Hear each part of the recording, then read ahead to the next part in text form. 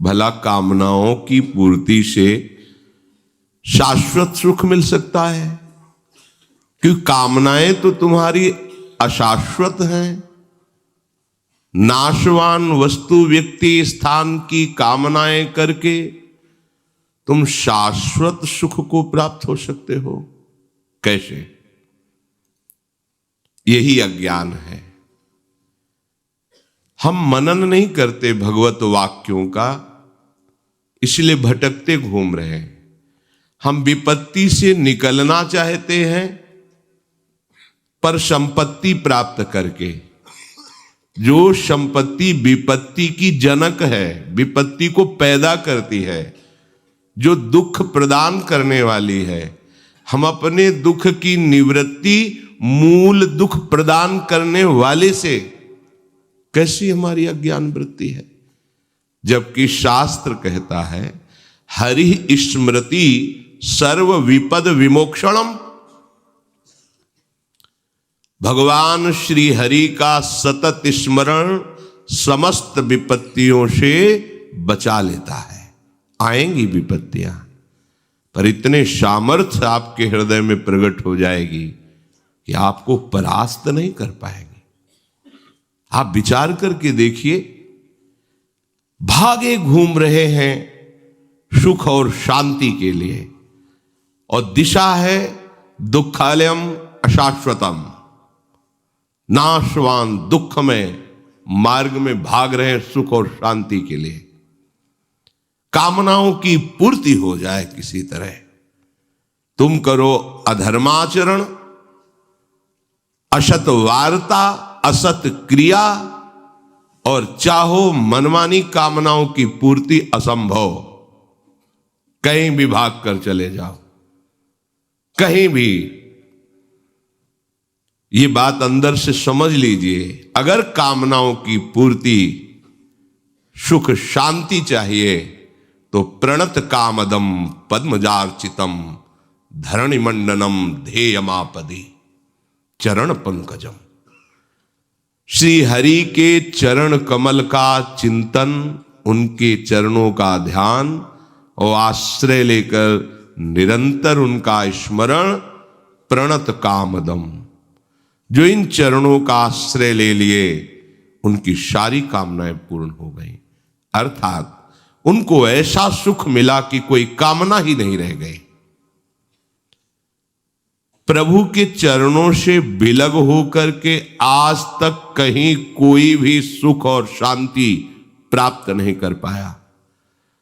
भटकने की जरूरत नहीं है, भागने की जरूरत नहीं है, किसी के आशीर्वाद की जरूरत नहीं है। खूब नाम जप करो, धर्म से चलो, दूसरों को सुख देने की भावना करो, तुम्हें दुख का मुंह नहीं देखना पड़ेगा। भगवत स्मरण नहीं करोगे, पापाचरण करोगे, नाना प्रकार की कुमार्गगामी प्रवृत्तियों का आचरण करोगे, ब्रह्मा भी नहीं बचा पाएंगे तुम्हें। अवश्य में वो भोक्तव्यम, जिन्होंने ब्रह्मा को भी प्रकट किया है, ब्रह्मा भी जिनके शासन में उनके वचन है, अवश्य में वो भोक्तव्यम कृतम कर्म शुभाशुभम। तुम्हें अपने कर्म का भोग भोगना पड़ेगा, कहीं भी भाग के चले जाओ। जो कछ लिखो लिलाट दुख सुख देह संग, भुगते गो जहां जाएगो, यह सिद्धांत अभंग। इसे कोई काट नहीं सकता। भगवत ऋषि जी कहते अभंग सिद्धांत अवश्य में वो भोक्तव्यम। करो पापाचार, मनमानी आचरण, धर्म का त्याग, सतमार्ग का उल्लंघन, भगवत वाक्यों का अनादर, और चाहो सुख शांति, ऐसा हो ही नहीं सकता। भले बालू पेरने से तेल निकल आवे, जल के मथने से भले घी पैदा हो जाए, जो असंभव है। ऐसा भले हो सकता है, पर बिना भगवान का भजन किए तुम दुख और अशांति से मुक्त हो जाओ, कभी ऐसा नहीं हो सकता। बारी मथे घृत होए बरु, शिकता ते बरु तेल, बिनु हरि भजन न भवतरी, यह सिद्धांत पेल। भगवत चरणारविंद का आश्रय लेकर थोड़ा सा भी किया हुआ भजन कभी व्यर्थ नहीं जाता। अगर इस जन्म में हमारा काम नहीं बन पाया, भगवत प्राप्ति नहीं हो पाई, तत्वबोध नहीं हो पाया, तो वो व्यर्थ नहीं जाता है। श्री भगवान कहते हैं अगर उसकी कोई वासना फंस गई और मेरी प्राप्ति नहीं हुई तो मैं उसे उत्तम लोगों को, जहां प्राकृतिक सुख की भरमार है, दिव्यता है सुखों में, वहां भोगने के बाद श्रीमान कुलों में जन्म देता हूं। वहां भी भजन का प्रभाव समस्त भोगों से अरुचि पैदा करके उसे वहां से जहां साधन रुका था उसी साधन में लगा देता है और वो इस जन्म में भगवत प्राप्ति कर लेता है। यदि किसी वासना का उसने आदर नहीं किया और भगवत प्राप्ति नहीं हो पाई तो अगला जन्म भगवान के भक्तों के घर में होता है, तपस्वियों के, ज्ञानियों के, जहां जन्म से ही भागवतिक संस्कार, उसे स्वर्ग नहीं जाना पड़ता, उसे वो विशेष सामग्री नहीं मिलती जो भजन में बाधा पहुंचा दे। सीधे संयोग भजन का और बहुत शीघ्र उसका जो साधन पीछे था वही प्रकाशित हो जाता है और वो अपने मार्ग में चलते हुए प्रभु का साक्षात्कार करता है, तत्वबोध प्राप्त करता है। भजन अगर नहीं हुआ जीवन में तो कोई भी इतना महत्वशाली नहीं है कि वो अपनी पूर्व जन्म की पढ़ाई को आगे से शुरू कर दे।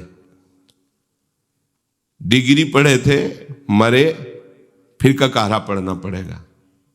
ऐसा नहीं कि वह डिग्री से शुरू होगा कि आप हाई स्कूल पास हो गए, अब यहां से 11-12 की पढ़ाई शुरू होगी। नहीं, वही फिर का खागा।